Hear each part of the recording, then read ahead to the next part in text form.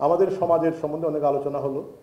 সে আলোচনায় আমার একটা উপলব্ধি, আমি সবসময় বলি যে একটি সমাজ, সমাজ মানে একটি কি বলবো, শ্রেণী বা সম্প্রদায় বা একটি ক্লাস যাই বলেন, অপরের প্রতি রেসপেক্ট আমাদের দেশে কমে যাচ্ছে এবং কমে গেছে।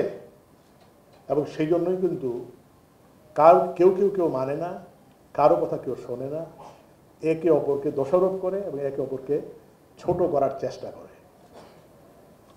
এটা আমার মধ্যেও, মানে আমার বলতে আমাদের জজসাবদের মধ্যেও আছে, চাকরিজীবীদের মধ্যে তো আছেই।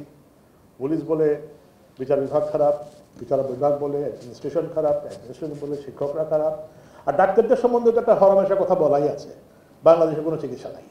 তাহলে আমরা দুর্নীতির বিষয়ে যখন কথা বলি, দুর্নীতি যিনি করছেন তিনি তো কোথাও না কোথাও ফাঁকি দিচ্ছেন।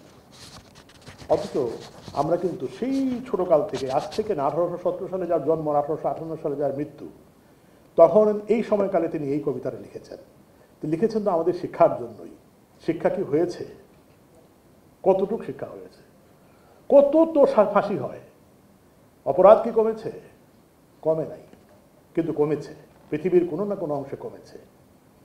তাদের জেলখানাগুলি খালি হয়ে যাচ্ছে, সেখানে থাকার মতো, রাখার মতো মানুষ নেই। কারণ কি? অপরাধ প্রবণতাটা কমছে। কিন্তু আমরা যারা এই ভূখণ্ডে বাস করছি, এই অংশে বাস করছি, আমাদের মধ্যে কি এটা কমেছে? কিছুদিন আগে কক্সবাজারে গিয়েছিলাম আরেকটি প্রোগ্রামে, আমার সফরে।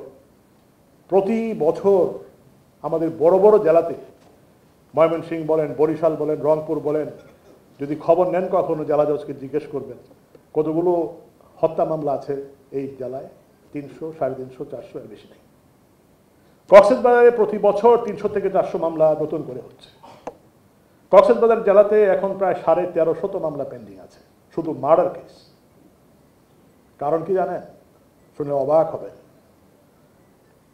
200 টাকার বিনিময়ে, শুনলে খারাপ লাগবে, যে রোহিঙ্গা জনগোষ্ঠী মার্ডারে লিপ্ত হয় এবং তাদেরকে আমরা আশ্রয় দিতে হয়েছে বিভিন্ন কারণে, রাজনৈতিক কারণে।